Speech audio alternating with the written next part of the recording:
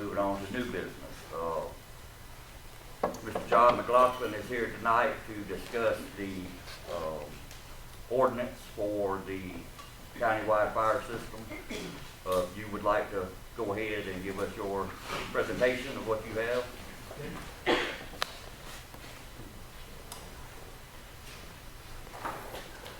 Thank you, Commission. Thank you for having the county.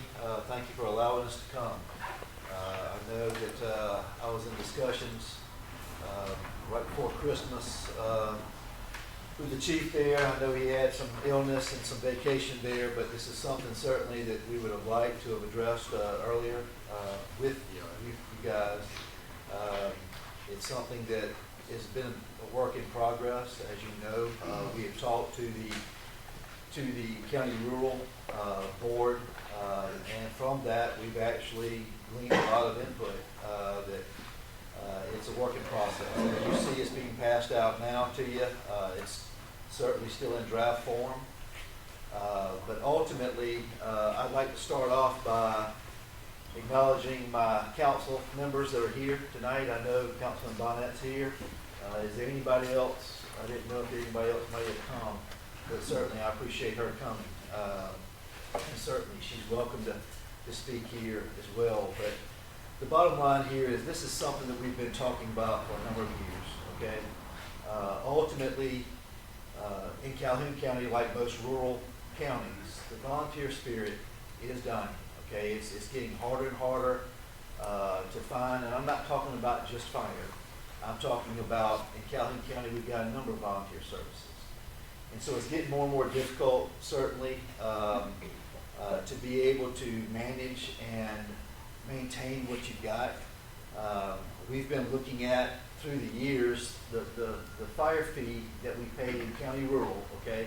There's a fire fee there versus a millage here. But we've been looking at it. The fee is really not realistic. It's not equitable in a lot of ways. So we've been looking at that avenue and looking at a millage, ultimately, and what we can do there. We've been talking to a number of folks, a number of consultants in this process, and ultimately, the first step is to get on the same page, to try to have an advisory board at each, the Calhoun Rural as well as Sandy Run here, that would ultimately advise the county council and the administration on what they need to do, what they want to do. The difference is the financial responsibility as well as, you know, some of the supervision responsibility would fall back on the county, okay? We have a paid fire coordinator. That's the purpose in having that individual, not just to bring everything together, the training aspect, to get on the same page. Some of a lot of the equipment that we need to get on the same page. We can save on cost, maintenance, a number of different ways there. We've got a procurement department set up. So ultimately, at the end of the day, we want to look at it from a department standpoint, a department of the county, okay, and treat it as such. Budget for it as such. You would get your budget money that you just talked about a little while ago. But ultimately, the capital items and the things that are needed from day to day, that would need to go through a protocol to get that approval, okay? That's no different than what we do with all the departments at the county. I would like to say that this was sent email last week in hopes that you would have it and actually be able to digest it some, have some questions for me. So I'll just open it up. Richard Hall and I are here, as well as our fire coordinator, Jeff Price, if you're glad to field any questions. Okay. You know, we as a board, not as a board, but as members, we've heard bits and pieces here and there, and it's always nice to get it from the actual source. And I do have a few questions that pertain to this specific ordinance.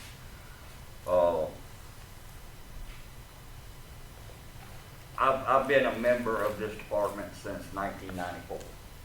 I was just recently put on this commission by our ex-chair, council member John Nelson, probably about 9 or 10 years ago. I come out of the department and I've been on the board. And throughout all of the years that I've been here and others that have been here before me, it has always been expressed to us that county never wanted to take over this, not just this department, but never wanted to get involved in the operations of the fire department.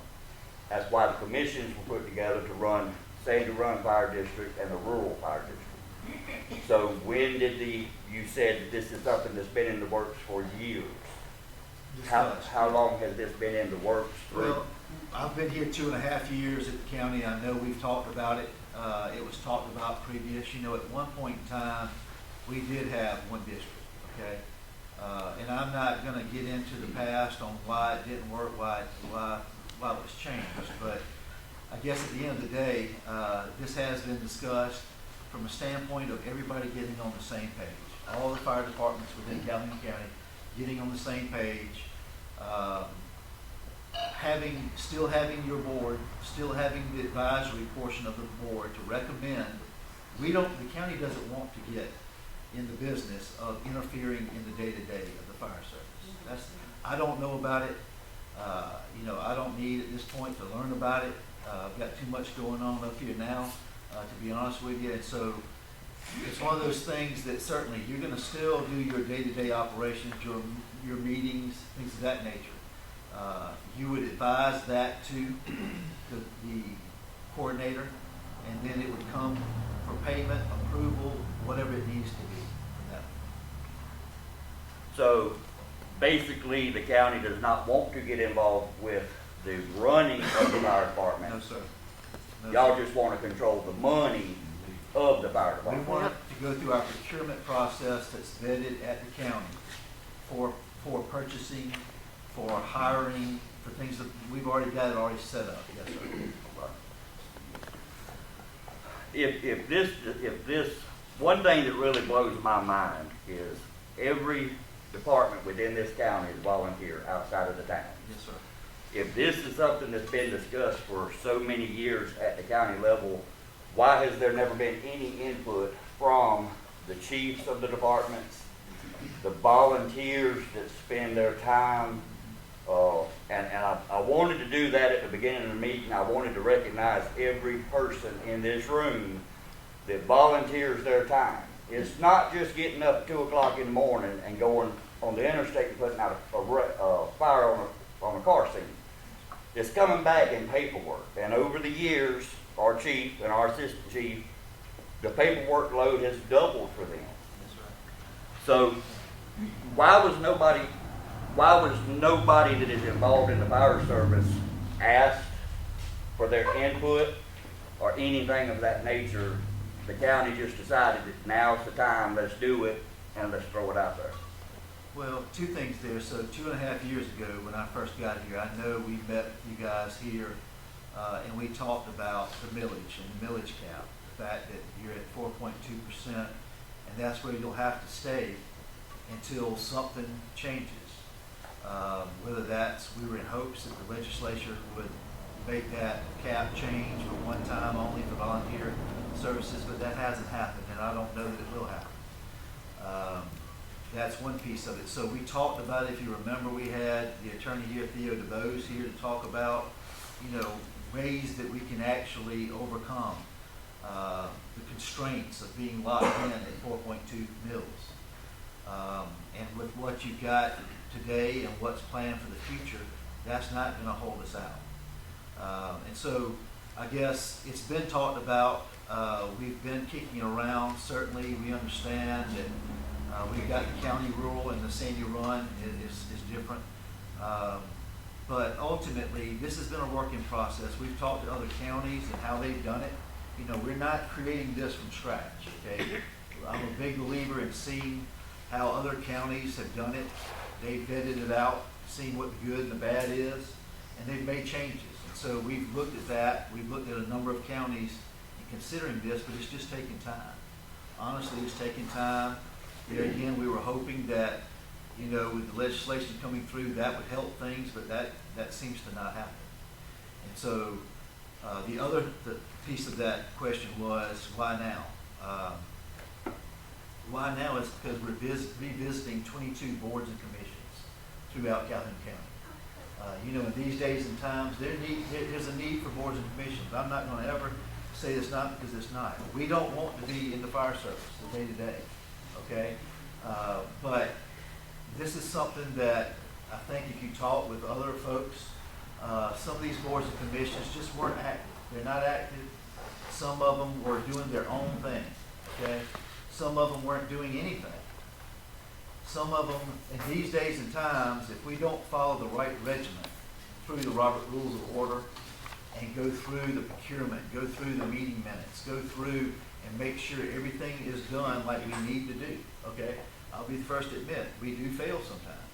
But the intent is to do it the right way and get everybody on the same page doing it the right way. So the Fire Commission fell within the same 22 boards and commissions that we are looking at one time. Okay. So you brought up the millage. Yes, sir. So we have not been able to raise the millage for this department, for this community. If we go to a countywide fire service, you're telling me county council can automatically raise the millage to fund. So what would change on the funding from what we currently have to a countywide system? Yeah, so it would have to be during a general election. It would have to be voted on. John, I'm sorry. let me address that. Yeah. So millage, the reason, so Sandy Run is not a countywide millage. Yep. Okay, so it's a portion of the county, so that is what's called a special tax district. And that has to be done by election. You had a referendum, you voted on it, you established it. Act 388 brought in, state changed a whole bunch of rules, put in millage cap, and it created problems with us to be able to do that. The difference between a portion of the county in a millage and a countywide fire millage is council establishes a millage countywide for budgeting, just like we adopt a millage for debt service funds, general operations, things like that. So you combine it into one fire district, you have one fire millage countywide, to where everybody pays a fire millage. It's the same, based on value of the house, et cetera. That's the difference in the reason why council can take an action and establish millage countywide versus not. And But just would that raise the millage in this area? Or would the county adopt what we have throughout the rest of the county? No. So what you would do, and so as part of this, we've looked at hiring more full-time staff.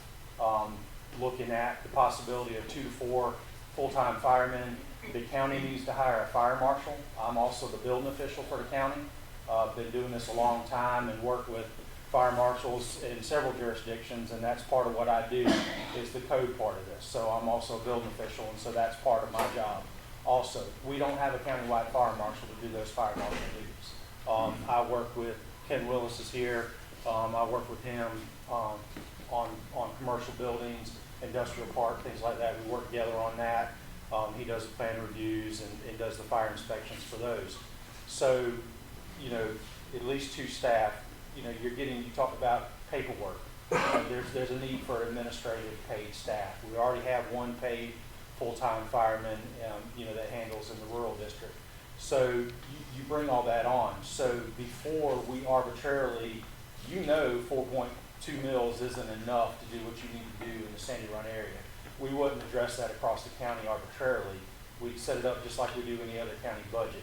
You determine what the needs are, you determine what the revenues are, your lost revenues. You're currently using a millage. You're getting an annual budget. You've got a budget that was determined at the beginning of the year, an operating budget, debt service budget, all that. The rural fire district has the same thing. Theirs is just funded by fees along with the lost revenues. And so all that comes together, and you back into what the millage is needed. So you determine what the operational expenses are, what your capital needs are, operating expenses, utilities, all that gets built into an overall budget, and then you determine what's needed to fund the budget. So you've got your lost revenues, other revenue sources that you put on first, and then you determine what the millage needs to be. And so, no, it wouldn't be just passing the same thing you've got now. But back to the original question, so basically the millage would go up Absolutely. from what we have. Absolutely, unless when you put all that budget together, 4.2 mils is enough to support the fire district. So So do y'all have an expectation of what the millage would go to, what it would cost the average homeowner, property owner within the county? What would their not cost yet, we increase be? don't. So we've, like John mentioned, the consultants working through that. We know that if you stay status quo, and you don't do anything, you don't hire any more staff, and you don't do anything outside of what you're doing now, the money that you're bringing in now, you're making do. So we know that that's a base, and we know a fire fee that actually went up this year from $50 to $80 in the rural fire district is a base. So that's where it is there. Now, we're talking about hiring new staff. You know, you're talking about hiring somebody that works Monday through Friday, 8 to 5 or 7 to 7 or whatever it is, that's the first guy out of the station to the scene, that works across the whole county. That's not covered in your budget right now. So obviously that has to be budgeted, and that money has to come from somewhere. Okay, so, and that's a good topic, because that is something that we've actually looked at for several years now, is hiring on several full-time firefighters. And you're gonna be roughly around $80,000 per firefighter by the time you do the benefits and you hire on and everything. Yep. That's, I just put 70,000 first, so that's $280,000 that's gonna have to increase upon the taxpayers throughout and that's just for those four. That's not counting fire marshal and everything else that, you know, y'all want the fire service, and the fire service needs to be, throughout the county, everybody needs to be on the same page, okay? And I thought that was something that we were moving towards back in October of last year with the fire training facility and getting everybody on board and bringing everybody's training up. Well, from what I've heard, that has already been disbanded and dropped. So the people that put that together, is that still in place? I know the burn facility is still moving forward, but the group of people that put that together for that, is that still in place? Or That's been disbanded, and now that is actually, we've got a county council subcommittee, okay, that's made up of Councilman Carson and Councilman Thornton. They are going through and having those meetings. Whenever those meetings come up, or it's needing from a training standpoint, from an education standpoint, from the burn building, that's the group that actually has the meeting. Okay. Who are you having meetings with? Well, we haven't had, my understanding, we haven't had two, to my knowledge. And that's been on the ordinance, and I can't remember the other one, Christian. The last time I met with them was when it was disbanded. I haven't heard any more about it. I don't think it's met since then. So we basically, what I understand is we have absolutely no idea what the millage increase would have to be to accommodate. Not at this point in time, but what we're asking at this point in time, right now, honestly, is to look at it from, let's start with going to an advisory board, okay? And like I said, you've got the ordinance in front of you, certainly.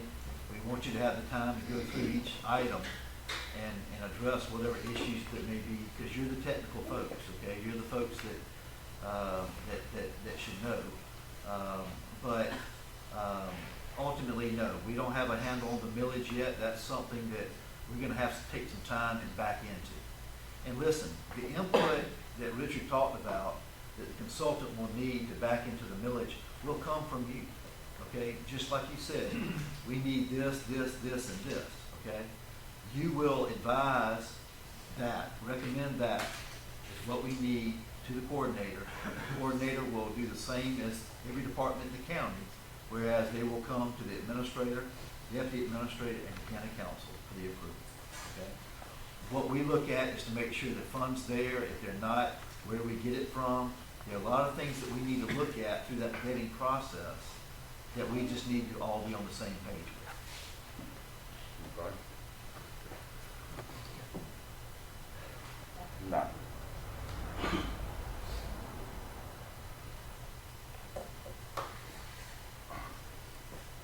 I want to recognize Herbert Giger real quick. Herbert Giger and his wife Betty were two of the original founding members of this department.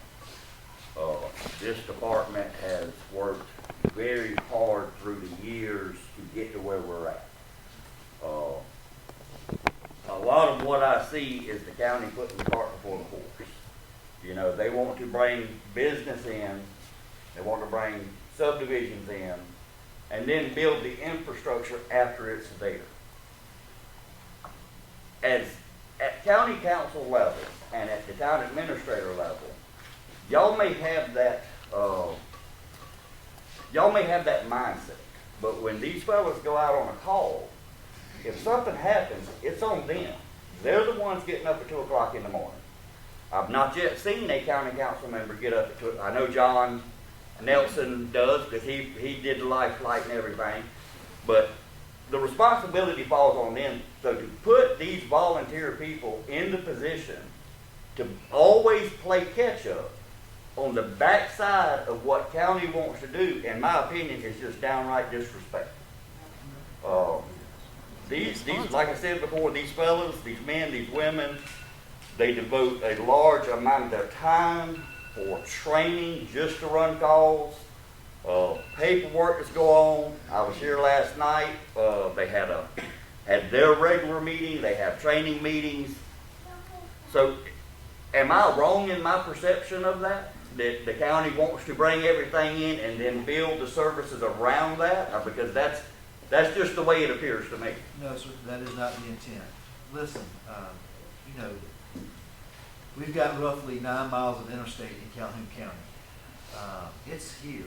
It's not, you can't say that it's coming anymore.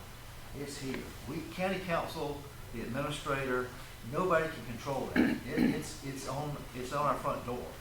So either we can kind of control that in a smart fashion and figure out what we want to do, how we want to do it, or either we can just stick our head in the sand and let it come, do its thing, and pass us by. And so I guess to answer your question, you're right. The volunteer is getting more and more difficult. We need, in these days and times, we've got to have more.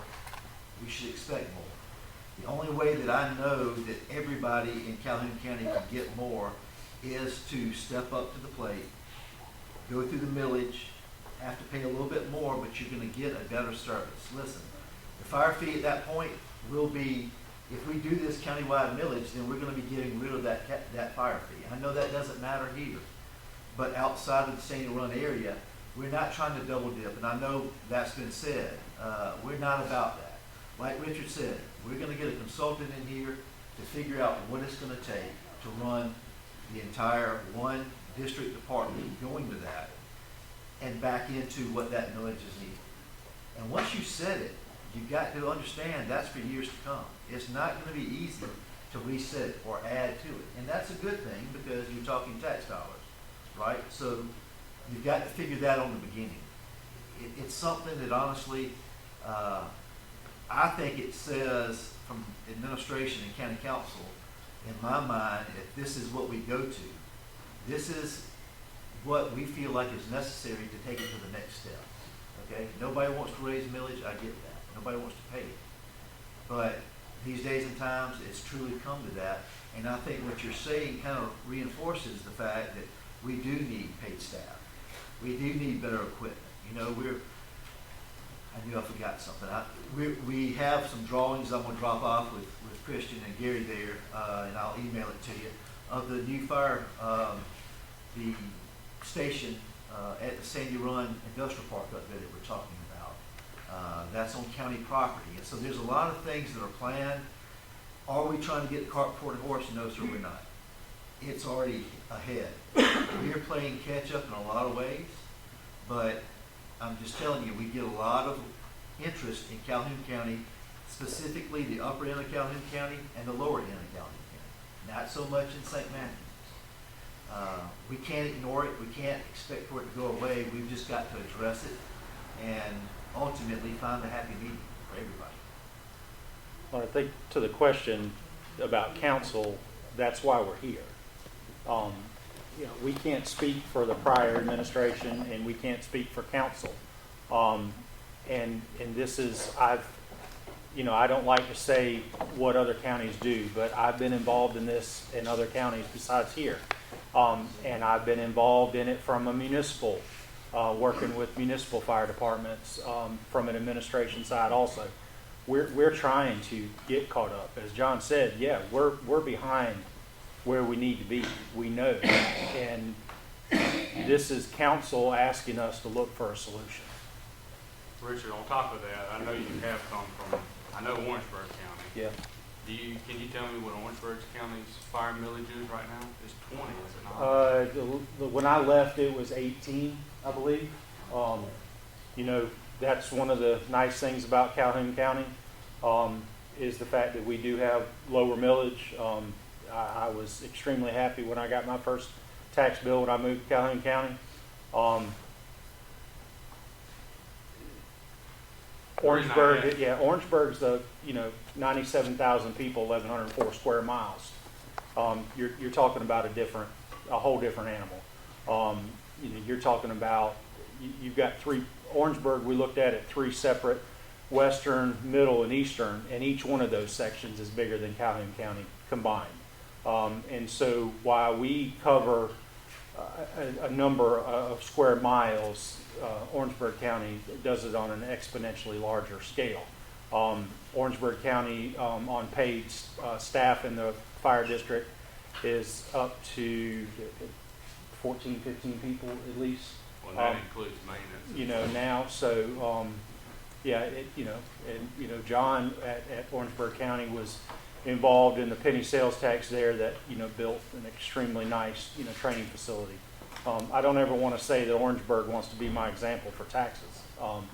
But, like you said, you've been looking at paid staff for a number of years, haven't been able to do it. Somebody has to pay for that paid staff to be there. And I think that the desire and the need for it to be there is worth the investment to be put into it. Okay. I've got two more things, and I'll let other people ask a few questions. Do we have any idea of what ISO would be if we went countywide? We currently have a 5 in this district. If we go countywide, that is going to be a big impact to every homeowner throughout the county. Have y'all looked into anything of that nature, so we have no idea again of any financial costs for that? No, sir, we don't. Like I said, we're here tonight to consider the ordinance in front of you that in essence will turn you guys and lady into advisory. And certainly there's a lot that we've got to work on ultimately to turn into one district. Okay, that's not what we're here for right now. We're here to talk through the advisory piece and what the duties, your duties would be, the coordinator's duties, and administration and council's duties are. So that's something that we can definitely come back and have a forum and talk through. And so ISO is another area that I've been heavily involved in, both from the building side and the fire side. Speaking of the choir, you understand what ISO ratings are for and how they affect the underwriter for your home insurance policy. So the underwriter uses your ISO rating to determine that. So currently, up until this year, Jeff, tell me if I'm wrong, ISO goes to each individual department in the rural fire district, and has done that separately. This year, they're talking about doing it all at one time, right, Jeff? Yeah. So the ISO, there's a new ISO representative that'll come in and do that. So establishing a countywide fire district, that the paid staff is going to help ISO ratings. So the more paid firemen you have on staff, that's ISO points. There's a lot. If any fire chief that's gone through an ISO visit, there's an ungodly amount of things that you get points for, you lose points for, and all that. That all goes into it. But just the fact that you're making 2 boards advisory boards, and you're keeping all your fire response areas the same, your day-to-day operations the same, if anything, all you're doing is adding paid staff is not going to drop your ISO rating. Well, that's banking that all your volunteers stay in place. And I've talked with other jurisdictions that lost volunteers. I would hope that we wouldn't lose volunteers. The overwhelming majority of people that do this, they don't do it for glory. They don't do it for money, obviously. They do it for their community. You know, same thing, you know, I've been a building official for years. I don't go out at 2 o'clock in the morning all the time, but I'm out there when the hurricane comes, and I'm out there when the tornado happens, and I'm out there during the flooding events, and I'm on the front line, and I'm in the EOC, and I've been doing this for going on 18 years. You don't do it because, you know, this is just the best job in the world. You do it because you care. And I don't think that us doing what we're talking about doing is going to affect the people that care and the people that do it for the right reason. You know, council has asked for us to do it the right reason. You know, we're not here because we want to be away from our family tonight. We're here for the same thing. I think we're all trying to do the best for the county, and we all want to see the county be the best that it can be. And so, you know, yeah, I hope we don't lose volunteers. Is it a possibility? Yeah, it's happened. I spoke with the gentleman in Fairfield County. Almost all of theirs came back. They lost some people. Almost all of them came back. So no, nobody can say what a volunteer is going to do. We're not forcing them to come. We're asking them to come, and we're grateful that they come and do that. But you know, I can't speak for any one person that's going to choose not to volunteer or to volunteer. Last question I have, this community has come together over the years, and we've been able to purchase things out of fundraiser money and different things like that. If the county comes in and dissolves the districts away, who will it be up to for what equipment stays in this department? And who's to say that we decide that we want to put a truck somewhere else, so they start taking equipment from this department and putting it in other areas of the county? And that goes along with the same thing of this commission being dissolved and becoming an advisory commission. Well, we can advise all day long, and we know this department. Not as good as as Gary does, of course, because he runs the day-to-day. But we can advise all we want to. If county does not listen to us, what's the point? The county's gonna listen. And like I said, we don't want to get into the technical business, okay? We don't want to be in their business. That's not what we're here for.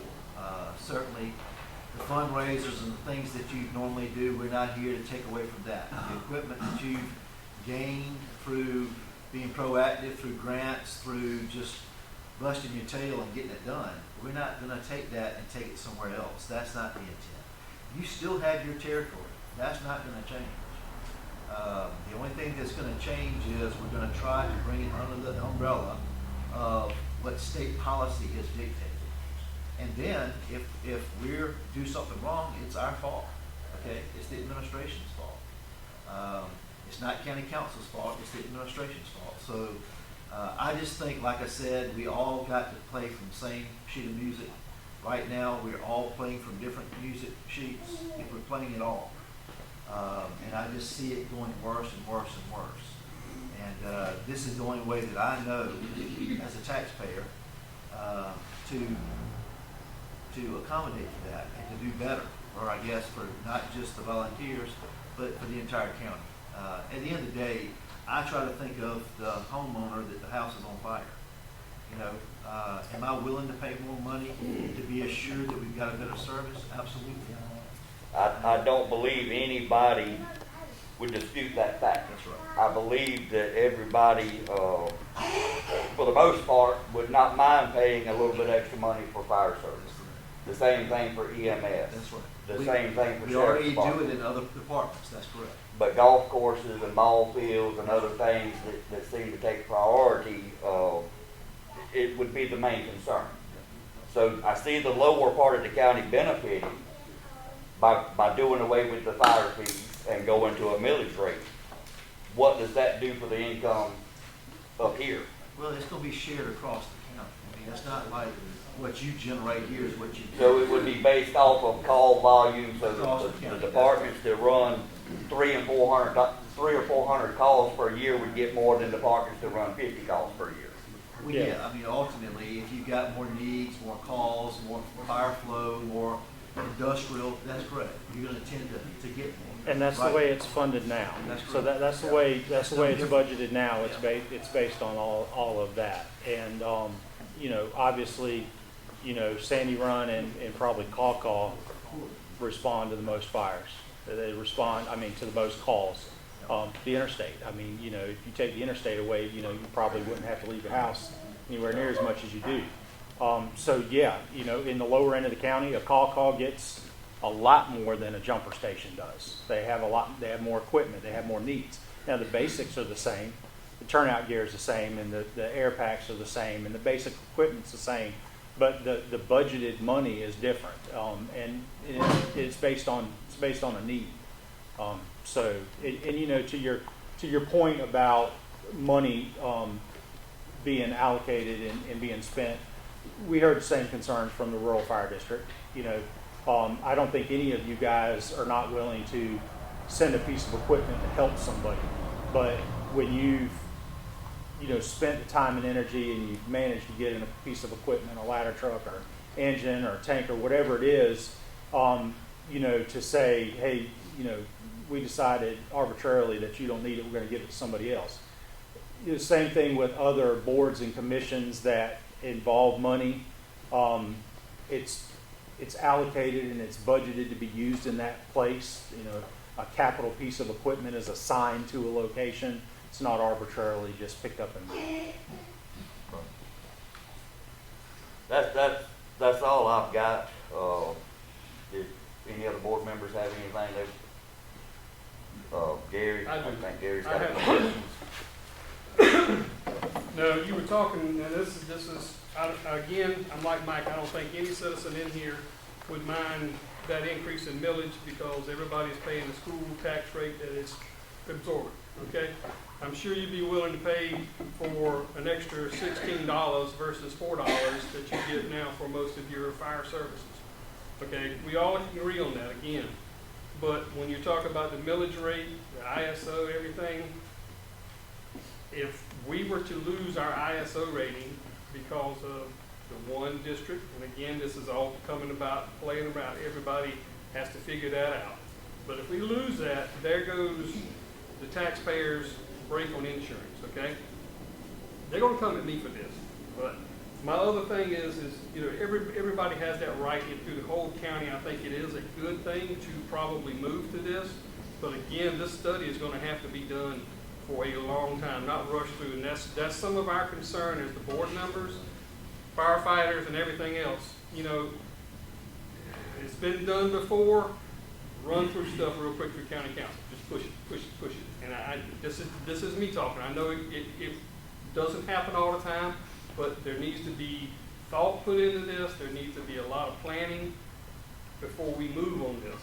And I know you had to bring it up so we could talk about it. Well, we're going to talk about it. Talk about procurement. Now, we had the lawsuit against the penny sales tax. That's over and done. But we had a truck that was awarded in October of 2021 that, why wasn't it ordered right after there? Now, I've been back and forth with your procurement guy. We were arguing about wheels. We were arguing about this. They asked one time, could I get a custom chassis cheaper than a commercial? He doesn't know fire trucks. And what we asked for was what we needed, not what we wanted. It is a basic engine tanker that we could utilize that has extra water. One thing that I would not budge on was the safety protection to rollover. I'm not going to disband that because I wanted that for my firefighters. So it caused extra water. I wanted that rollover protection. It went on. We were arguing about stuff. I didn't hear anymore. After that, we started getting close to the salesman kept asking me what's going on. I said, I don't know. Nobody's talking to me about it. That's the part I have about the procurement side of it. So, this truck went on, and every time it kept getting higher, and it ended up being $518,000. If you look at that truck out there, I was able to purchase that through HGAC without all the pass-through of, budgeting. And I understand taxpayers' money. Well, I did the best of taxpayers' money out there with that for $575,000. We had some of the checks that was promised through us through the county for the $267,000 that went with that. We're still paying a $40,000 yearly payment on that truck. Stuff like that is what I have an issue with on the procurement side. Comparing apples to apples, not apples to oranges. Talking staffing too. You know, we looked at it, for us, we were trying to be innovative, and, you know, the lady that helped us, Denise Christmas, helped us with some of the stuff, trying to come up with stuff. We were trying to do a debt bond, trying all this other stuff, just to try to get some other equipment in here that is needed. Trying to come up with ways to do a ladder truck, which is part of the penny sales tax stuff, and when that stuff was thrown to us, we tried to just come up with the stuff that we could scratch and get by with. So that low figure, some of that was our fault, but as it comes now, to get a ladder truck, a brand new one, is $1.8 million. That is just a ladder with a hose that you can pump water out with a 500-gallon tank. That is nothing special. So the money that was set aside, and through y'all's help, you were able to increase that to $500,000, that we could use that to at least try to put a down payment, but there was still a big gap in there. You know, stuff like that, you bring in industry. That 500,000 square foot building out there. Look around at my equipment. I've got 1986 engines. I only have one 2019 and one 2009. I am not going to be able to cover that area with my equipment that I have. The subdivision that you're bringing in, that people are trying to bring up. You know, it is to the point where, yes, we will respond, but if they build houses upon houses, when we get there, the average time for a house fire is 15 minutes. After that, you've kind of lost most of the integrity of it because of the modern building techniques now. So by the time we get there, if it's so close to the other one, you're going to have heat damage, you're going to have fire spread to this side, possibly that side. So 3 homes right there by the time we get there, and our response time is about 6 minutes, 6 to 8 minutes. So, I mean, this is stuff that we're looking at, trying to get the hire person here, just all the stuff with financing. And I just hope that before everything gets rushed through, that this is thought about fully with our input, all the other chiefs' inputs in the county as it moves forward. Again, when it comes time to advise, they advise, and who says that county will pass what we need? Again, we're coming up lacking in that aspect. All of my volunteers here will attest. We're constantly getting new people in. They want to be a part of this department, mainly because it's a brotherhood, but also we do a lot on that interstate, and I will say that's at least 85% of our calls out here on the interstate, that we're taking taxpayers' equipment out on the interstate to fund somebody, to help somebody else. Now, we dissolved our ordinance in 2013, somewhere around there, that we could not charge people for the wreck. So we dissolved it and started up again. It is not a windfall out there, because every wreck we go to, we could end up with $400. Could. That's disputed between the insurance and everything else. So we're trying to gather that money to supplement stuff, and I can't budget that money, because I can't say, yes, I'm going to have $60,000. I may end up getting $2,000. So that stuff like that is untangible stuff that I can't rely on. So we're looking at every aspect we can do to try to get our millage up, and we have fought enough trying to get it up to 4.2, which is a windfall for us when we were having $187,000 to operate the station. That doesn't include insurance, truck payments, and everything else that we have. Now we're up to, our last budget was $304,000. We need a substation according to ISO. Can I turn the lights on in that place? I don't know. This is something that we are constantly trying to figure out how we can save money to do this and this with a little bit of money we have. Now, if the money goes away, or I know that with the industry coming in, we will probably get a little bit bigger chunk. And that's what it should be. But again, our thing is we don't want this money that we have, and it's being greedy on our side, is that this money up here, you know, Midway and the other places don't run out up here and all times of the night battling what we battle. They will probably be called if it's bad. I'm going to call y'all, because I'm going to have somebody stand up there beside me in the news conference saying what happened, because I don't have the funding for the stuff. That's my concern with subdivisions and new industry. So And that's my concern with you at 1.2 mils too. Yes, I mean, we've been this way. I would like to see people try to budget their household for 30 years on 2.2 meals, or 2 meals.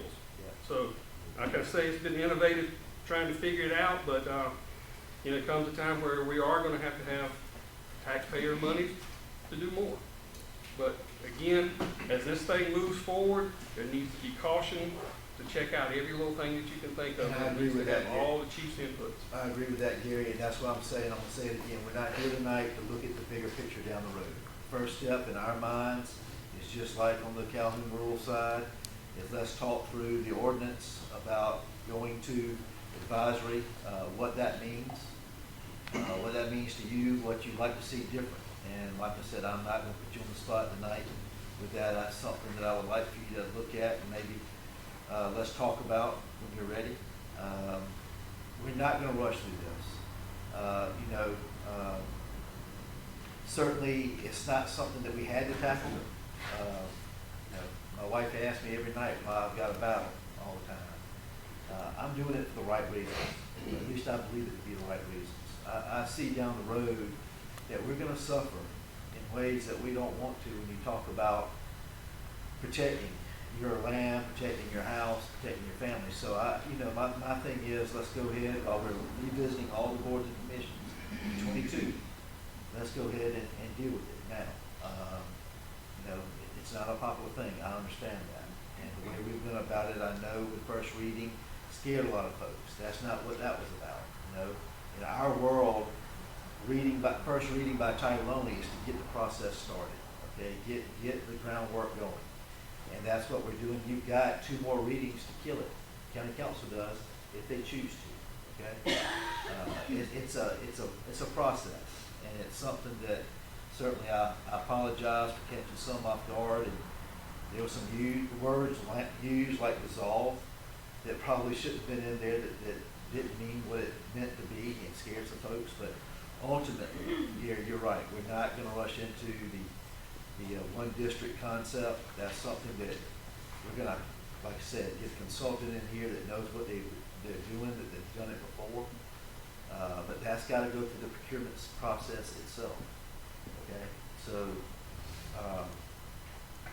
I think the millage, we all know, you know very well what happens when you don't get millage right the first time. So that's why nothing in here is about millage. Even at this stage, nothing is about millage or changing fees or anything like that. That's got to be very carefully done. And, in our state, with Act 388, you get one bite at the millage apple.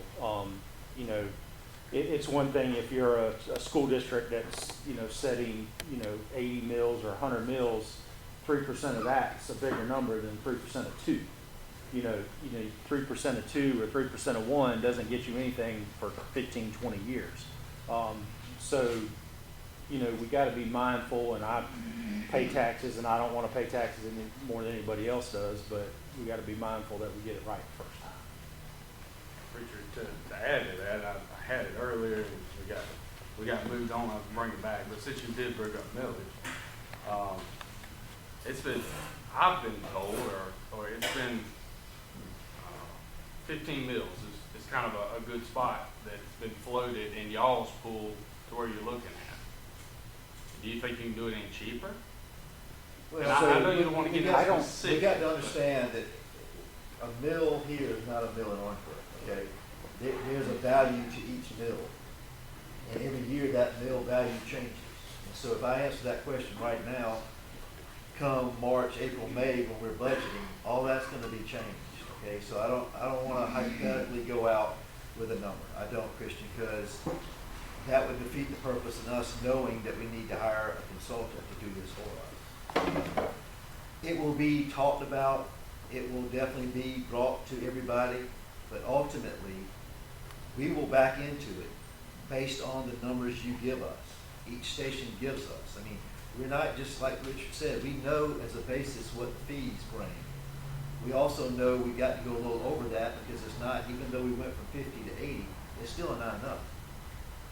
But the same goes here. You've got to put your wants and your needs together, and I guess that's the advisory part of it. you've got to be able to say, all right, what we've got to have and what we want to aim toward. And that's where we've got to come in and understand. But no, I don't feel comfortable throwing out a minimum. Well, It's gonna okay, change. well, let's just say what we currently have is 4.2. Yep, We have no paid people, yep. 50, excuse me, was it 40, 45 people on the roster? There's no shortage of volunteers here in Sandy Run. Yep. There's no shortage of commissioner members that are willing to fulfill their duty to be on that commission. Can't speak to the rest of the county. I think their commissions are pretty much appointed, you know, just like ours are, and I don't think there's any shortage down there of commissions.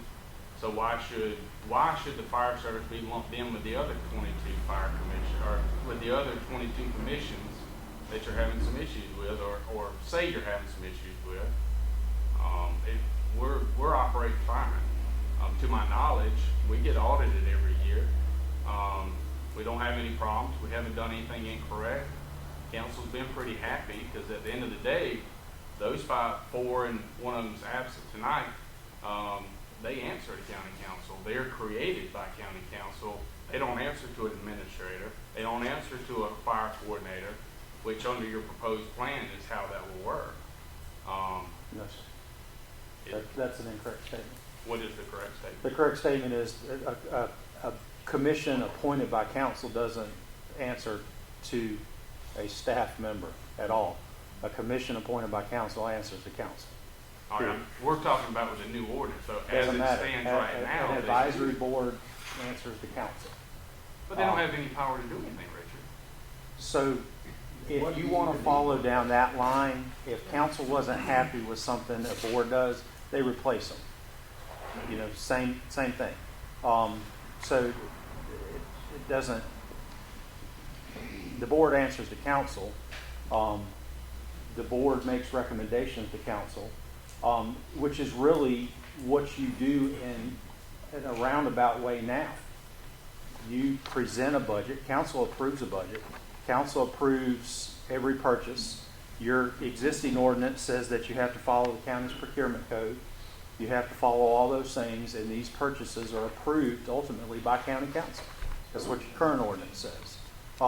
And so the main difference is you have a group of people that instead of answering to the commission, the paid staff answers as a department, just like every other department in the county does. So we're talking about paid staff, that if you hired staff, instead of answering to a commission, they answer to a department head, which is a fire coordinator. Just like EMS does, just like the sheriff does with the sheriff is a department head in essence, although he's an elected So official. how are those department heads hired? Are these department heads, these firefighters, the fire coordinator, whatever term y'all want to put on it, who makes that call of who it is? And is it, well, I know him, so I'm going to hire him because he'll do what I want. I know him, I'm going to hire him. So, again, what That's not the Christian way- is alluding yeah. to is what we have in this district works. I get it. The only thing that does not work is the funding for it. So every one of these commission members sitting here was appointed by council. And, I hear statements that are made at council meetings that people don't know what's going on. Well, county council appointed the people. This commission meeting, just like every other board meeting or commission meeting, if the council really wanted to know, or the county administrator, all you got to do is show up to the meeting. Listen, And we're then not- you we're would not know here- what was going on. We're not here to say one's doing it better than the other. I mean, ultimately, you know as many calls as you got. Like I said, it's apples to oranges in some situations. We're not here to say which department does it that way. I guess my point is, we need to be on the same page, and maybe this is the scale model that we use, Christian. But I can tell you, as good as you think you are, there's always room for improvement. I don't There's deny no that. question. There's no question. I don't mind dropping everybody's horn that in the fire service, because they damn well deserve it. But I guess my point is, we've got to get on the same page.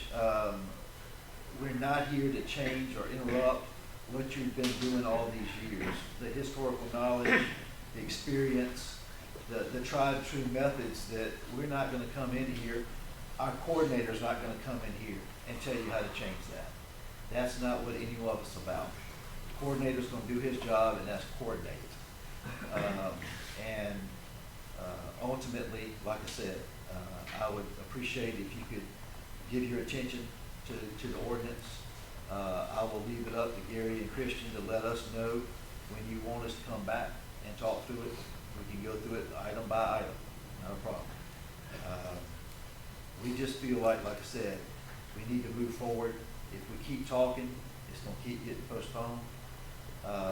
This is the first step in looking at the advisory piece. And certainly, everybody out here is leaning on you guys to go through that. And I understand, I hope they'll have input as well.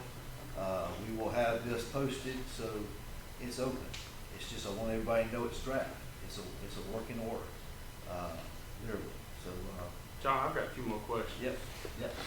This will be the second. Talk about getting on the same page, being kind of one thing. And we tried that. We did try that with the training commission. We set it up, and for the most part, everything was going good. And to be quite honest with you, every time that our commission would meet and have a discussion, we'd come to the next one, and your current rural coordinator, Jeff, who's here, and yourself had apparently already discussed whatever we were to do. It was told to us what we would do. And all the way down to where the location of the burn building was gonna be. Is that gonna be the way? Was that not voted on? Voted on by what? By that group out there at that meeting. That was the same night it was council. When we got there, to that meeting, it was staked out already. Jeff's here, he can attest, he did the stake. Yeah, I remember that. It was already staked out where it was gonna be. We didn't have any choice. That was an option. There were several options. We talked about several options. Certainly, the reason why the burn location was chosen was because, number one, the county owned the property. Number two, it's in the center, okay? It's in the center. St. Matthews, I know Sandy Run's got to travel, but so does Stumphole, okay? So we felt like that was important to try to keep it in the center.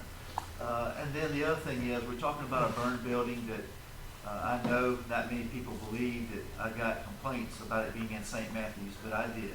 And I think this location would be a opportunity where we won't have complaints, whether it be smoke, noise, what have you. I know there's a lot of sites that, Christian, you and I talked about that you'd rather have. I get that.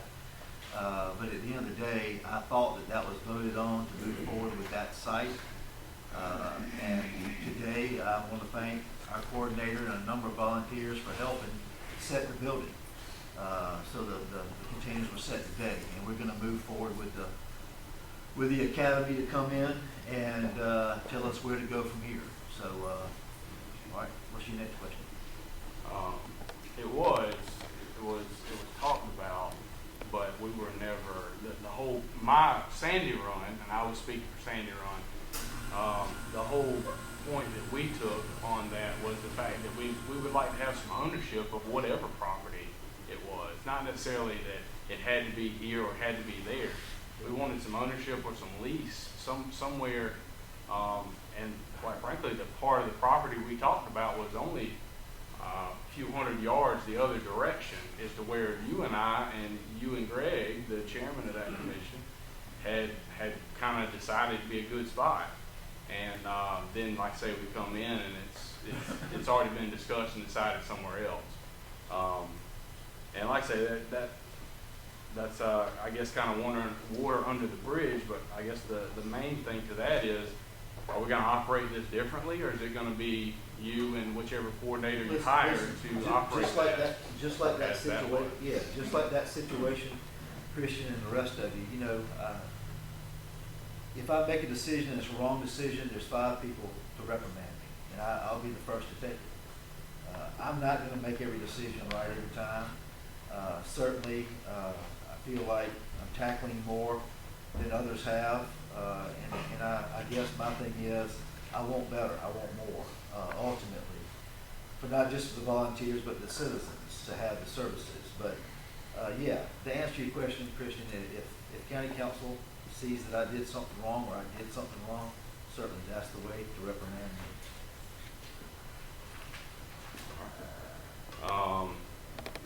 Under the, I don't see anywhere in this ordinance where it says that any of these advisory boards, fire departments, anybody will have any say-so on the hiring of this coordinator. So, and I know you do typically the hiring for the county and firing for the most part. So we don't know who, you'll make the decision on that. There's nowhere in here that says you have to get input from us. So that's a little different. So yeah, the hiring is up to the departments, okay? I don't get involved with the hiring. The department heads go through the process of applications, they work with HR, they interview, they hire. That's gonna be no different here. Like I said, we're talking about a department of the county, ultimately, okay? That will be vetted out between the advisory board and the coordinator. I'm not gonna get involved with that because I don't know the aspects of the job details of those individuals. I don't want to know that, okay? That's why I rely on the professionals we pay for, or we pay a salary to. But if something goes haywire, then yes, I will get involved, but it's not gonna be in the cloak of darkness, I guess is what I'm saying. It's gonna be an open book.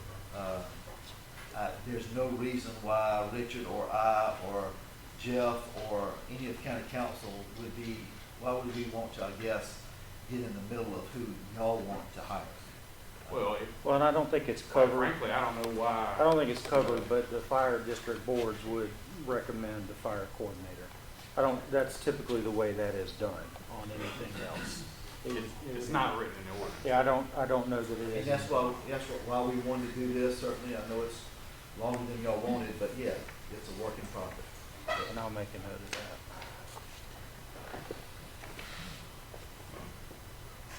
So it's much to come. I guess I hope that you'll continue to, and we've gotten a number of promises from the council as well, because ultimately we know that they're the ones that are in charge. They do delegate quite a bit of responsibility to you and Richard or whoever you see fit, and hopefully we can continue to have a good discussion, one that doesn't seem rushed, doesn't feel rushed. I'm not done a couple days before Christmas or a week before Christmas. We can try to get this out in the open, have some discussion on it, and try to move it forward. I don't know how quickly your timetable is on this, but this is going to be a process. This isn't something that I think can probably be voted on in even a few months. Absolutely. This has to have quite a bit of attention to it, quite a bit of meetings back and forth, some give and take on both sides to make it work. And hopefully, I guess in my mind, I would hope that I would like personally to see the county to come in and do a different ordinance or a different proposal than what is here, that doesn't quite put so much authority into one or two people's hands, leaves it in a commission or board or however, and doesn't restrict them to be an advisory role with almost no authority. Because we can say we want to, if it's not written in paper that they have authority, you can say, or Richard or whomever can say all they want to, that, oh yeah, we'll listen to them. But when it comes down to it, there's no piece of paper that requires them to do any of that. Well, once again, Christian, if you don't like the method that will be taken, then you've got county council to fall back on Yeah. at all times. And hopefully they'll listen. Hopefully Yep. they'll listen to what we say. We've had good, the citizens in Sandy Run have had some pretty decent luck in the past. Yep. Hopefully they're going to continue to listen to the people that are actually doing the jobs and can, and as Mike would say, to get up at 2 o'clock, run these calls.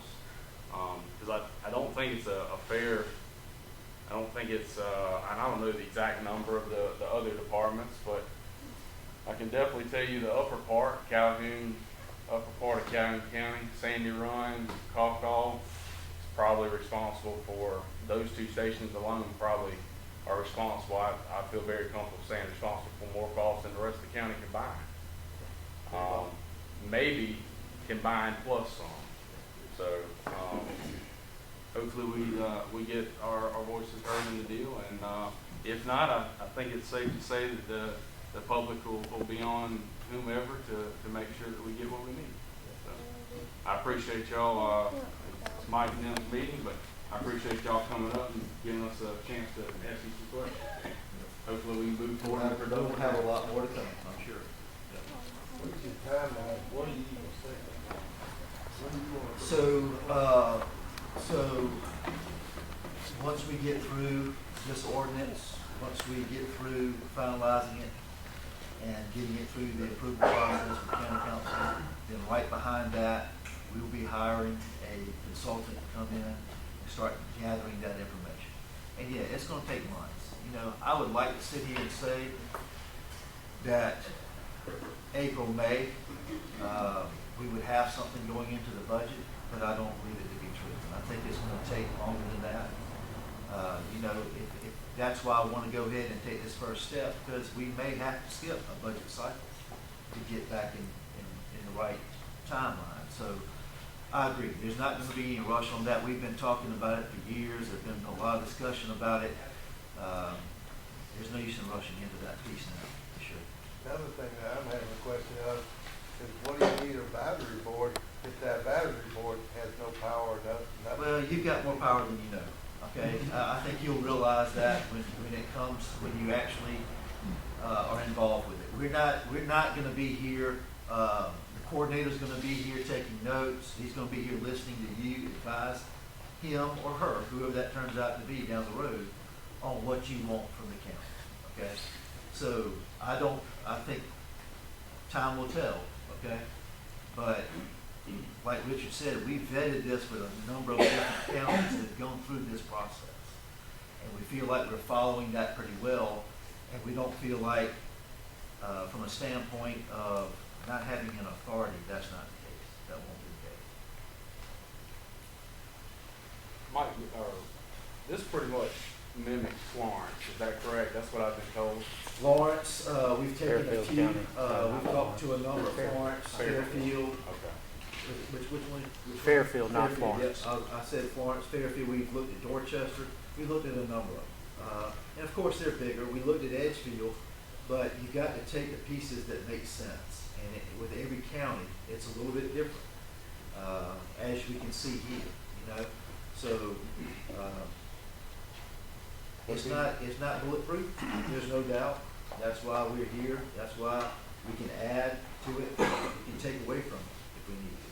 But that's what this process is about. Would it be possible, I assume since y'all looked at them, you probably have them somewhere, all of those counties that you've talked about. Would it be possible for y'all to send those so that we could kind of take a look? We got them off the internet. I mean, Okay. we No, got I them off can the get internet. you all that. I'll leave all of y'all my card. Yeah. I really would like to have your contact information. So when I sent the ordinance out last week, the only email I had was Gary's and Christian's. So if I could, I'll leave you on my card if y'all can give me your contact information. That way I can send stuff directly to all of you. Christian, you got anything else?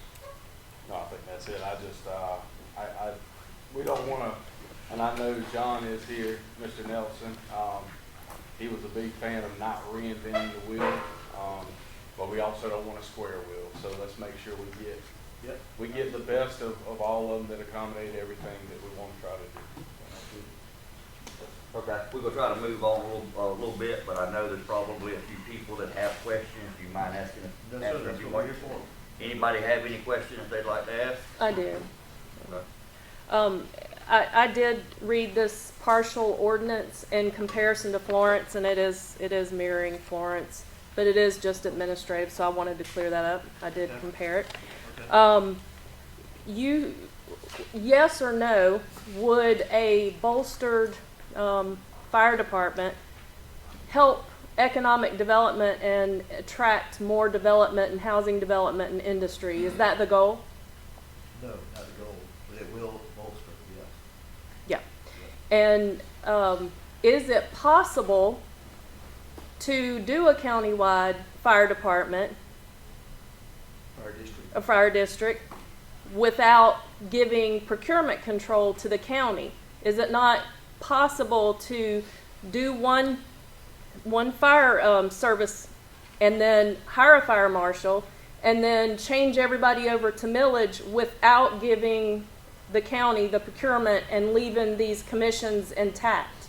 I think it probably is possible, Amy, but it flies in the face of making sure that every board and commission is following the same protocol. And- The Robert Rules of Order, the minutes, the procurement, the whole piece of it, to fall under one umbrella, and ultimately to have administration responsible for that. And is it not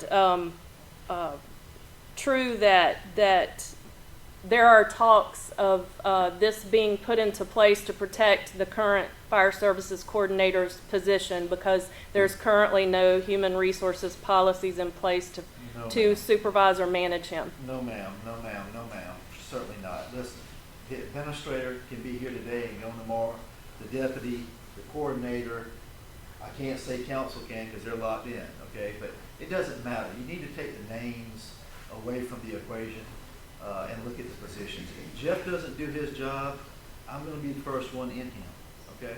There's no question. I've had to do it already. We have a good understanding, all right? He doesn't work for me, but at the end of the day, it's hard to have a position like him stuck in the middle between commission and the budgeting piece of the process. No matter who it is, it's administrative. Well, can you understand the reluctance of citizens and folks that have been watching the procurement with the fire truck that Christian was mentioning, Absolutely. the $197,000 that was, just kind of ignored until the public outcry, the price of that truck going up, and up. I mean, there's been so many blunders out of procurement. There's a little reluctance and mistrust on Well, citizens. I hear you say a lot of blunders. We have a lot of procurement transactions every day. We own that problem. We did make a mistake. There's no question. There's a number of reasons why we made that mistake. And I'm not going to sit here and use the excuse that if we would have hit the day before the deadline that we still wouldn't have seen an increase, because we would have. We made the mistake. Procurement made the mistake.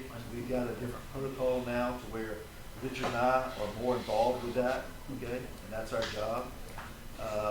And the procurement officers own it a lot more, okay? I'm not going to say I'm not going to make mistakes in the future. I will.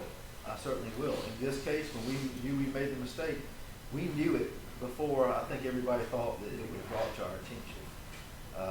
Because we had already made arrangements with USDA to try to help us out with that, and they did. They didn't have a problem with it. That's the reason why that was there. But no, we own that, certainly. I understand the concern, but there again, those are paid individuals that we need to hold their feet to the fire, including me. Okay? If you make a mistake, it's on me. If you don't get anywhere that you want, there's 5 county council that you're going to do. And I just want to make one more statement. It doesn't really need an answer. All of these citizens overwhelmingly across the county, not just Sandy Run, voted on the referendum that we did not want the council administrator style of government, and what you're proposing through ordinance interjects bureaucracy into our system that we don't want. So I hope that you guys consider that. Thank you. Thank you. I don't want to, I'm Randy Coleman from Fort Mott. I'm the fire chief down there. John has come and talked with us on our, in the rural district, we'll call it. And my question, John, I guess, is I hear a lot of talk about, we got a lot of boards and commissions in the county. Okay, I don't even know. I know this fire commission. I'm a firefighter. I know the rural district fire commission. I know the towns have council. Okay. these commissions were appointed, like we've all been heard, by county council. And I've, obviously y'all have looked at some problems in commissions and boards, the way they operate and funding and stuff. What has Sandy Run done, and what has the rural fire district done that scares you and wanting to do this to the fire service? We're the only, all the rest of them are, they don't pertain to us. I've been highly involved in our district. These guys have been highly involved in their district. I think we've done an outstanding job. In our procurement, we tried to follow, I can't speak for them, but we tried to, Jefferson right here, he did most of the footwork for anything that we bought in the rural district. We've used the system that we put in place.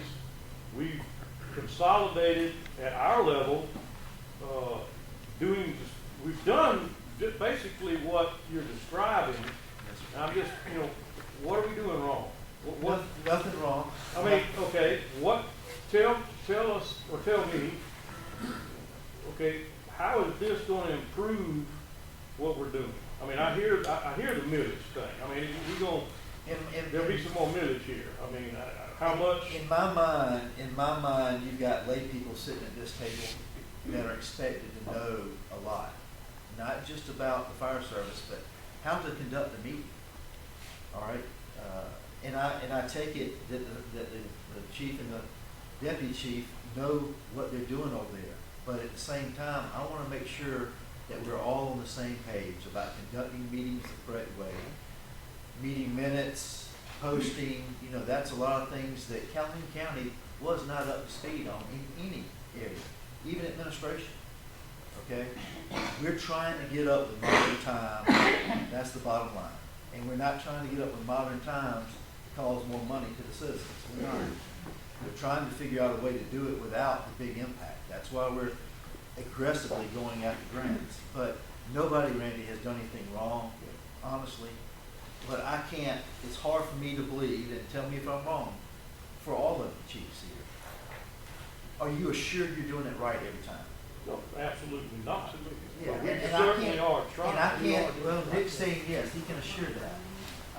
And that's fine. Some may be able to. Once At what again, level are you talking about? Let's clarify that. Are we talking about our local, I answer to my fire department board of directors, Yes. which, that's a separate entity we haven't even On talked together. about. Yep, on together. Okay, Yep.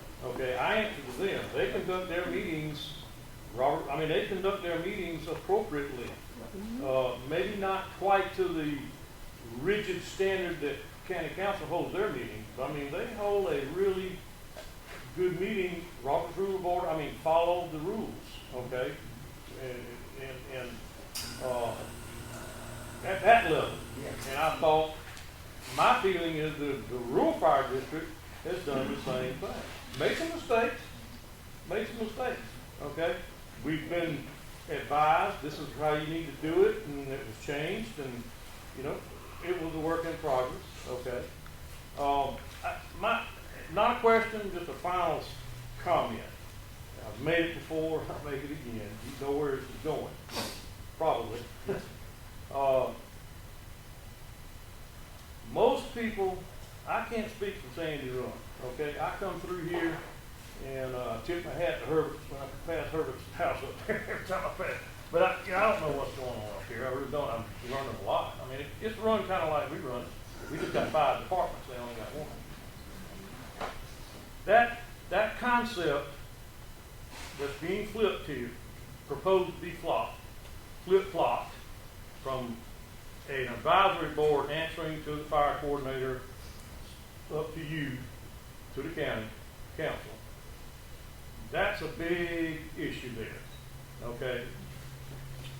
Flip it back around like it is now. My question is, we're proposing one district, and I'll pose the question in public, is, proposing this ordinance change, just like you're doing, giving a 4 or 5 person board, advisory board up here, and not, having one down there, what is the reasoning behind that? If you're proposing one district for funding, I hope that's that's another question for funding. Why not have a fire commission and have them hire a fire coordinator? That is one of the biggest issues that is here, okay? It's being flip-flopped. And personally, I can go along with I done told you this, in private, I can go along with just about everything else. But that is what I'm nervous about. I'm really nervous about that. And I think other people are too. Now, could we go one district and have one fire commission? I think we could. So we would have to get together the rural fire district, and then we'd have to be highly involved in that decision. Okay? But I personally think it could happen. Make this thing happen like you talking about. Just flip-flop that role of the fire coordinator, having a board advise that coordinator, have the coordinator position. It'd be a county fire coordinator. Do it at county level what Jeff is doing at the rural district level, and just they answer to a fire commission that county appoints. There seems why won't that work? I guess is my question to you, and then I'll be done. Yeah, and I It's think working now, Yeah. down there. Well, like I said, I think everybody believes to a certain degree that everything is working right. But at the end of the day, there's always room for improvement. When we're talking about not just your yearly budget, but you talk about going after grants, going after opportunities individually from station to station, that can get complicated. Everybody's doing their own thing. And certainly, if it works out well, if it works out right, then nothing's got to be asked of what you've already got. But that's not always the case. As far as flip-flopping it, I understand that. Right now, the problem is, and I think that's something that we can look at, is forming one commission, one district commission. I don't think that would be as much of a problem. I'm trying to figure out, without having a coordinator bouncing back and forth between the county, the budgetary piece, the procurement, the HR, it's just a lot that individual, whoever it is going to have to be involved with the county. Daily. Well, that's what the coordinator's job is. Right now, it is. That's But I mean, it works, the same kind of sort of system works in Orangeburg County. kind of, yeah. I mean, we're not, y'all are not proposing that. No. Orangeburg County is more like the rural fire district works. And procurement, I mean, the fire commission decides on what the district buys, and the coordinator carries out, just like you carry out what county council directors are. I mean, if they tell you go buy a backhoe, well, you go through the process, whatever, the process, and buy a backhoe. The same thing. The fire commission decides to buy a gadget, and they go through the proper procedures and the proper county whatevers, and okay, Mr. or Mrs. Fire Coordinator, make it happen. I mean, I just don't think we need to flip-flop it, bottom line. And the rest of it is very workable in my opinion. Very workable. Thank you. Okay. Good. My name is Justin Conley. I'm a member of the San Diego Fire Department. Been a member going on 12 years, 12 long years of literal blood, sweat, and tears, many hours served. I have a couple things I want to say. I'll keep it short, but I do have some questions. Sitting here and just what I've heard tonight discussion, I do appreciate you two coming up just to kind of clarify, take some questions or whatever. But I'm hearing a lot about how all of this can be done and how it can benefit the entire county. But my first question, and you can answer it now or at the end, however you want to, but my first question is, how specifically does this benefit us in St. John? Okay, well, real quick, so we talked about the millage. You know, you're stuck at a millage of 4.2 now. We really believe that in order to get you what you want and what you need, it's gonna have to raise. That's gonna have to go up. And we've already talked about and gone through the process of the ways of them changing the millage themselves, and it's almost impossible. Like I said, Gary and the former finance director went through that for a number of years before I got here. So ultimately, how it's going to change is hopefully you will have more funds to be able to do more with. I'll add, Justin, just real quick. We, when we did go through this process, you mentioned Theo DeBose earlier. I've got my own issues with Theo. He was the lawyer that the county had come into this department and sell us a bill of goods that wasn't true. That, his words, county council could raise and lower the millage at will. We were not told, we were not promised that it was locked into 4.2. We didn't know that until we tried to move it a couple of years later. And we were sold some bad stuff. So whatever you do, don't use him, don't rely on him. Understood. And I would say that whatever we get checked, and if this does move forward. So. Okay. So another thing I was thinking about, I ran some quick numbers just while I'm sitting here. Last year, this time here at Sandy Run, I'm speaking for Sandy Run, I don't know the numbers of the rest of the county. We had about 30 members on roster this time last year. Every year we have to do our roster with the State Fire Association. We're now at 45. Just rough tally off the numbers that Mike threw out at 70 to 80,000 per firefighter. You're looking at about a savings of 3.6 million just for Sandy Run at zero extra cost for them, for our members to walk through that door at any given time or day. And I don't want to belabor everything else that's been said. But I'm sitting here thinking, and I know you have to start somewhere with these things. You mentioned Florence, you mentioned Fairfield, you mentioned Orangeburg, you mentioned all of those places. But I've been here for 15 years. I'm an outsider. I wasn't born here. I didn't grow up here like a lot of these people in this room did. But we came to Sandy Run and we stay in Sandy Run because it's Sandy Run. We're not all of those other places, and there's a reason that we put up such a fight when these big changes want to come in, when the industries and the housing divisions and the move to join with county. We want to keep it the way it is because of what it is. We're Sandy Run. We want to keep it that way. And I know our fear from our fire department is that y'all are going to take over and then just move in and tell us what to do. And I know you've already spoken to that. But I guess my question is, if it's just an issue of how meetings are done and how procurement is done and all of that, instead of going through all of these changes that take all this time and discussion and voting and all of that, would it not be easier to use the model you already have in place that's working and just train your people on what they need to know? If they're not holding their meetings right, tell them what they're doing wrong. Train them right. If they're not doing something right, ask them or tell them and train them how it is. To me, that makes a lot more sense. Yeah, we need more money. We ran on, when I came in under Mr. Herbert, we were running on 2.2 mils, and we ran on that, and we scraped the bottom of the bucket. I don't know how many times. I don't know how we did it, to be honest with you. I was a part in 2013 of redoing the ordinance so we could get the money off the interstate. That's a whole other subject.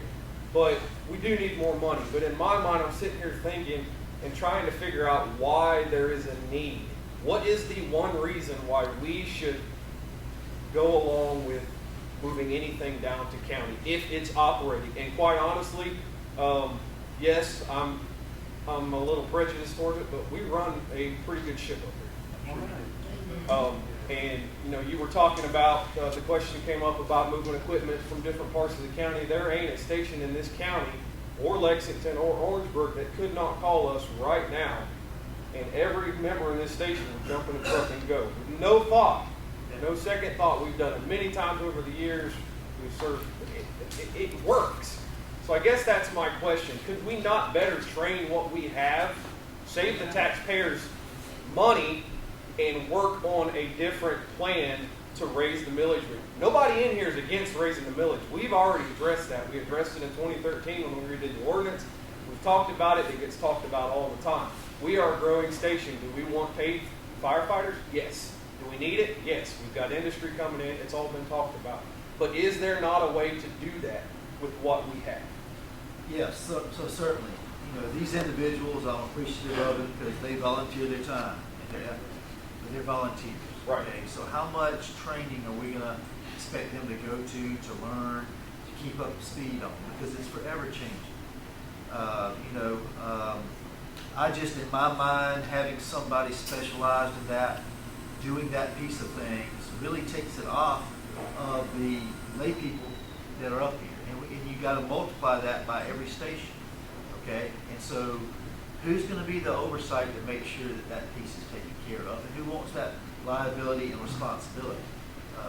A lot of it, in my mind, like I said, is sending the coordinator to get the training, to get the updates, to do all that and to relay that back on.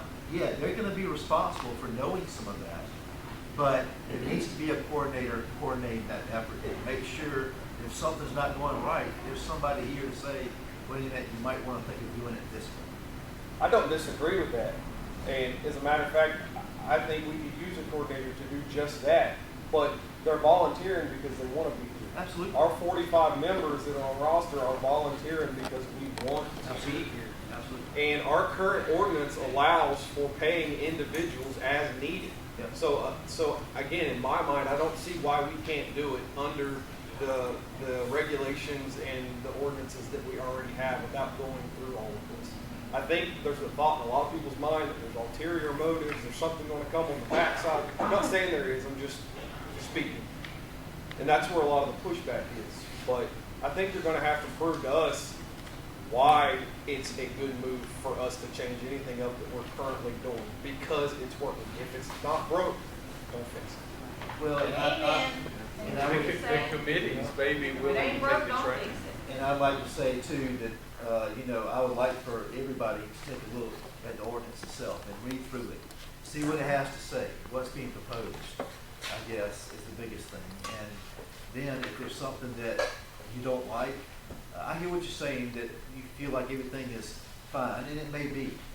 But there again, this is something that I don't see having a coordinator ultimately taking some of the liabilities off of the financial piece as being a detriment to the departments. They still will get their budgets, they will still ask for a budget, they'll get approved for a budget, just like they're doing now. The difference is, and this goes back to Randy's question a little bit, this may have been corrected on the rural side by now, but one of the things that I never could understand is there's always a question about what's really a capital need and what's not, what the station pays for and what they come to the commission for. This would set that in place through our procurement. And so there's a definite but defined amount that the responsibilities are there for. That may be done right here. I don't know. I haven't attended, but I guess this is my third meeting. So I can't tell you that. I just think having a coordinator over to make sure that everything is being done equally across the board makes the most sense to have one district that way. I urge you on two things. And again, I don't know you personally, we've met a couple of times. But the very first thing you said when you got up was that the volunteer spirit is dying. And that may be the case elsewhere.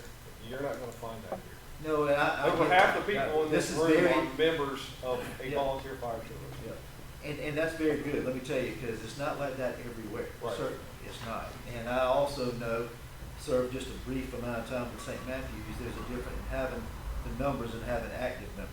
I get that. And our roster is not fluffed. Yes. Our members are active, and there's a reason for it, and it's because we do things right. So the second thing that I would like to say to you, I don't know who you're talking to, but you're not talking to us. You're not getting information straight from us. And these consultants that come in, these studies that are done, nobody comes and talks to me about it. Well, we haven't done it, that's I what we're understand, planning I on understand, doing. but I'm talking non-associated stuff, you know, Okay. highway stuff and other stuff that's been done. They don't come and talk to us, you know, they come and listen, but, you know, they don't ask us what we want, they don't ask us what we think. So I urge you, have more of these meetings. Get to the source, and don't just go off of, you know, we have one voice, and she's sitting right there, the county council. Yep. There's 4 other members sitting down there that don't live in Sandy Run, Yep. that don't speak for Sandy Run. Yep. Don't just listen to them. I'm not saying don't listen to them. Just don't just listen to them. Absolutely. Thank you for your time. Thank you. John, would you mind sending a copy of the proposed ordinance to every fire chief and every board? Might not know all the board addresses. Jeff has got every fire chief email address, and we can get it out. Okay. We have seen it. Randy, that's probably a good job for your current fire coordinator. They didn't send it to you. That's what you just said. Okay. Back in the back. Yep. Yep. All right, I have 3 points. The first one is not a question, it's an observation. Well, how many in here are retired? Let's see your hand. How many are retired? How many are working for a living? All right, January 25, I go into surgery. I've been seeing doctors all the time. So what has that to do with this? I'm on Social Security.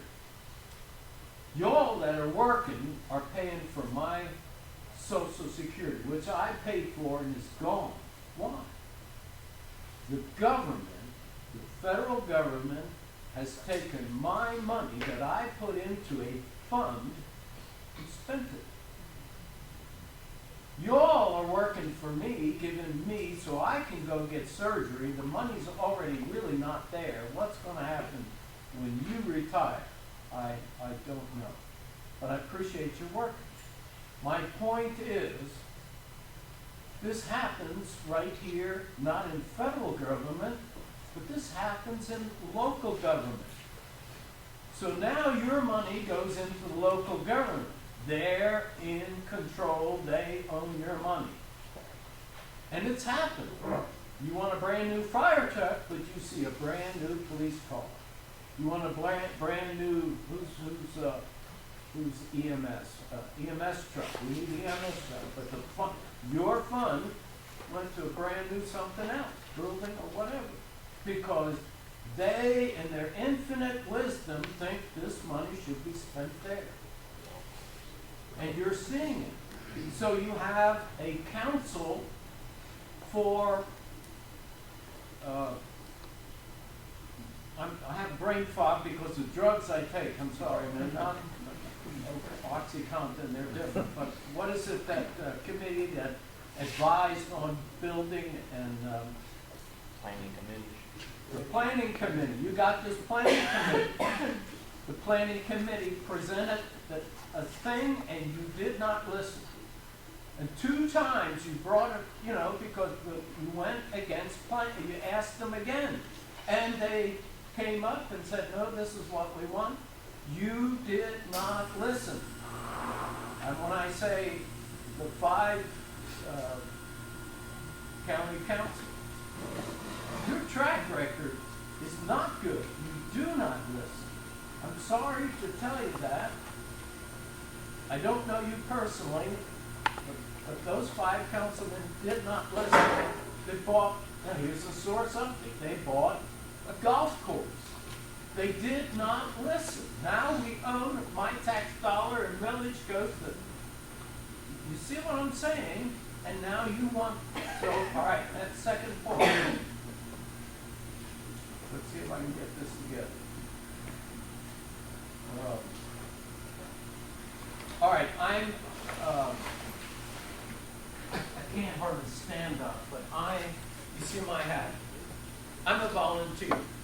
So I presented a thing, we had an exercise here, and everybody's not listening really, and amateur radio, what's that? I'm in communication.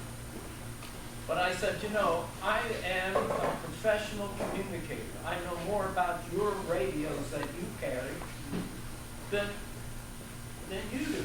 You turn it, you don't even know what knob to turn or where to turn it to turn, you know. I can explain how to do that, why it works. I can explain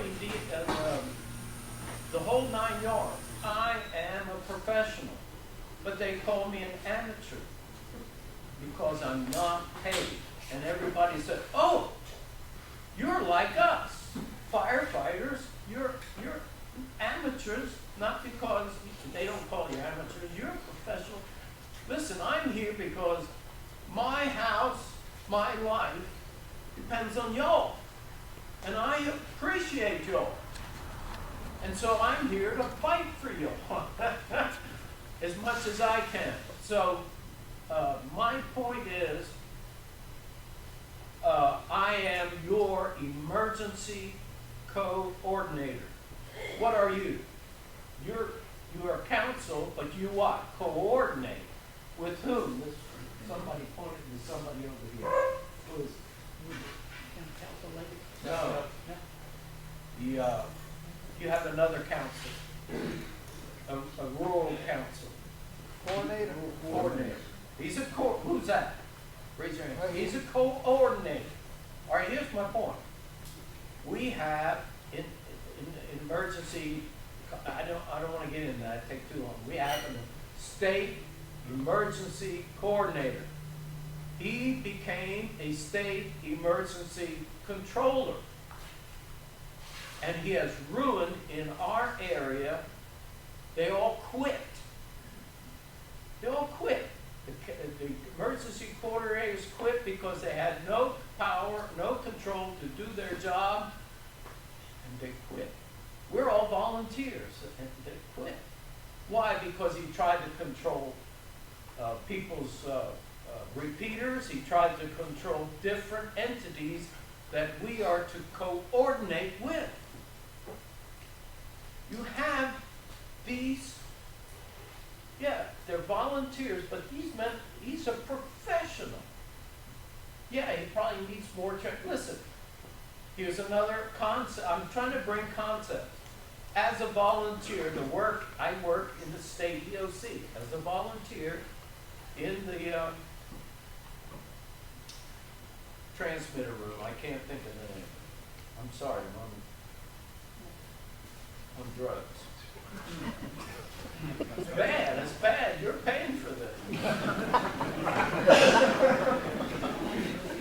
And you laugh. I teach. Man, I teach radio. I do all this stuff, and people have to tell me the words. That's not. So what I'm trying to say is, these different entities are professional. They own their own stuff.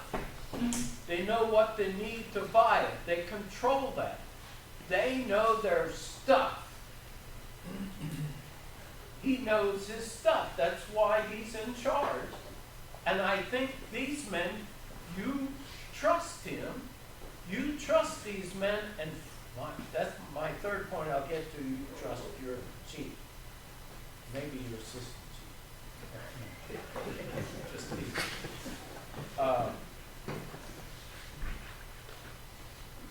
instead of taking control like the federal government has and ruined the whole thing, I listened to who's this man here? Which man? Talking about me? Yes, sir. Okay. I'm the deputy administrator. You're awesome.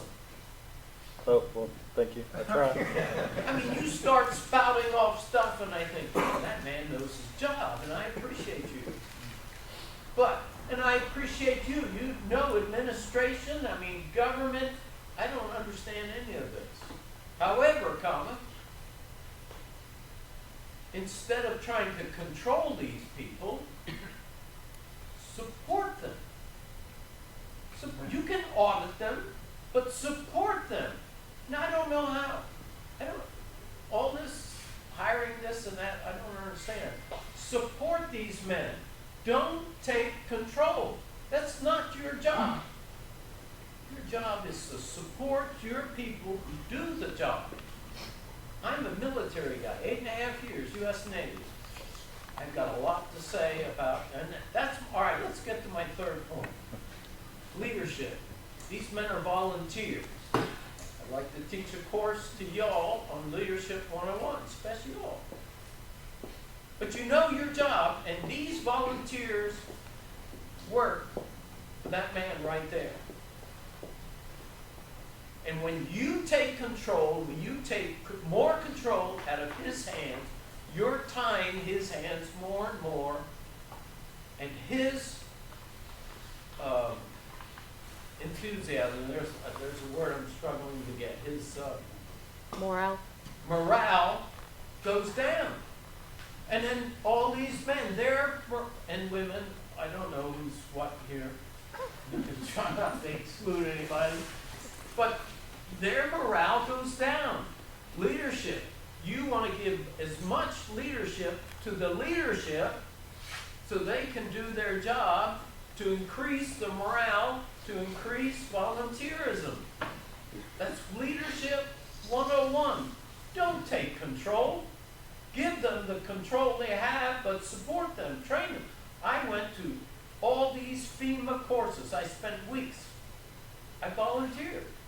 These men don't do that. They'll volunteer. Am I right?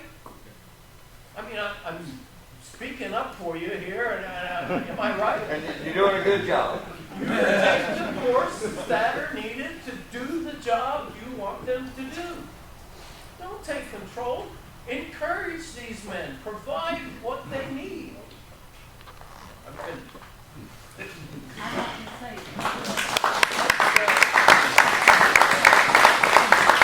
you very much.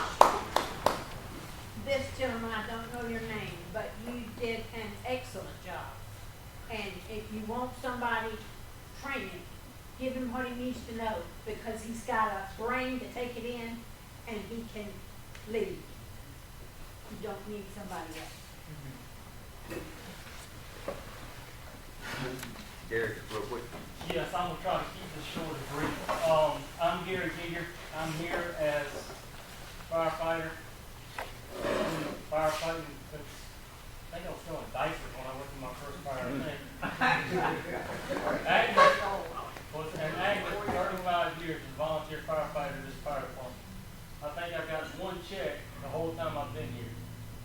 If I was here to get paid, I'd be at this man right now. When is this thing starting? Where can I sign up? I'm here to get paid. I want to get hired. I don't have time for that. So I work for myself. I'm a business owner in this community. I have my business going on, starting my 24th year business in San Jerome. I'm also here as a taxpayer. I have many questions. A lot of people here have questions. It's getting late. Everybody's getting cold, ready to go home. What I've been hearing, when we make this shot, John, you and we do know each other on a personal relationship. I've known this man for a long time. So, what I'm hearing is San Jerome Fire Commission would set our budget and go to county council for approval on that budget. And the county will turn around and set the millage for that budget, what the proposed budget is. So the question is, if San Jerome asks for just for purposes here, information purposes, if San Jerome asks for 500,000, is it going to be met at 500,000? Or are we going to say we don't want to increase that millage that much? We're only going to give you 350,000 to 400,000. And let me add a second part to that too, right?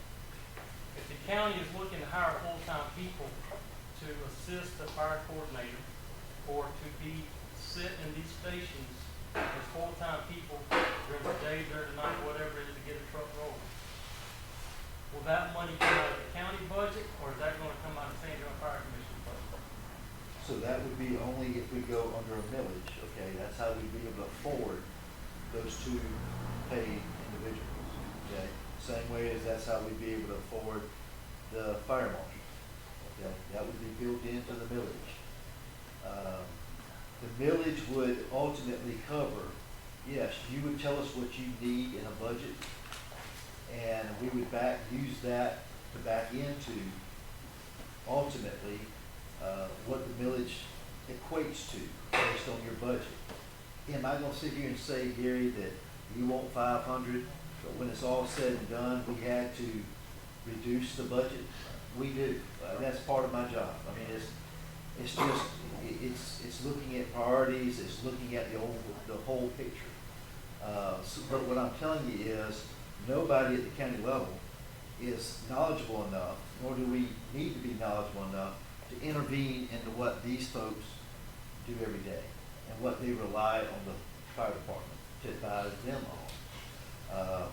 But to answer your question, once that millage is set, then we will be able to know what to tell you we got, and we'll have to work through it. Well, it's my understanding too, that, doesn't the county council have a fire committee? We do. So we have a subcommittee of county council, and that chairman is Cecil Thornton, and the vice chair is Richard Carson. And just the two of them are on that It's committee? just the two of Were they them. invited or informed of this meeting? They were. Richard's out there in the Is it? hall. Okay. Yep. Okay. And I think Cecil was actually making deliveries down in St. Pete. Okay. Because another thing is going back to the budget. Right now with our fire commission, they have to approve the budget, go to the monthly expenses at these monthly commission meetings. Yep. They are audited because the numbers are actually go through the county audit every year to make sure everything checks and balances and being very transparent in that regard. The question is, if the county, if we're asking for these funds and the county's taking this over, also all the money is going through Calhoun County now. Yeah. There's concern about having, as a procurement process we've been talking about, this board here would not be able to make those decisions. Those boards would actually have to go back to the county administrator to be approved. If that's the case, what kind of checks and balances are going to be in place to know that our money is being approved as it's supposed to be, and the contingency fund is not being used for something else? So we will let you know at the beginning of the budget season, and Richard, correct me if I'm wrong, or if you need to kick in here. But you will know what you will equate to out of that millage if we do this, okay? Right. You'll know what you're getting. You'll know up front. We'll have that in our general fund just like we do now, no different, okay? So you'll know what that dollar amount is, and then you'll keep track of it yourselves, and we will, the coordinator will as well. So you'll know exactly what those balances are. You'll know what you're asking the county to pay for, okay? And you'll know what will be approved. And so it's not that you're not going to ever not know your budget or your balance. That's something that, at a drop of a hat, the coordinator should be able to get to you without any problem. Right. Now, when you start with these things, you can't cover every aspect in the ordinance to begin with. That's right. If you do it, if the question that comes out is you presented earlier, do you know everything there is to know about your job? If you do, you're a brain. That's correct.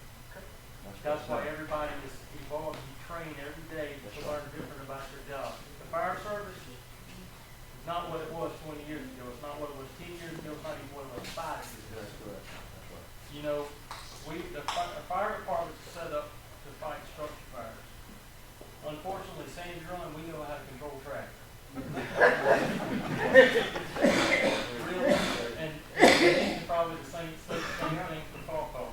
And with that aspect, I should be standing right here with a caution sign or a road work ahead sign, because that's what this is leading to. Because we do not want the county council to push this through fast without sitting there using caution, slowing down, asking questions, and getting not only the fire service input, public input.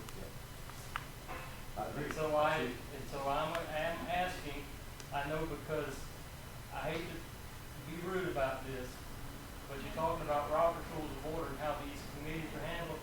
I was at the county council meeting last night, and the council chairman failed miserably at Robert's Rules of Order. Amen. Yeah, everybody's got problems that we can correct.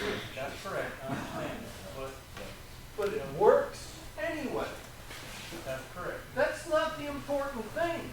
You're putting importance on something that, yeah, it's needed.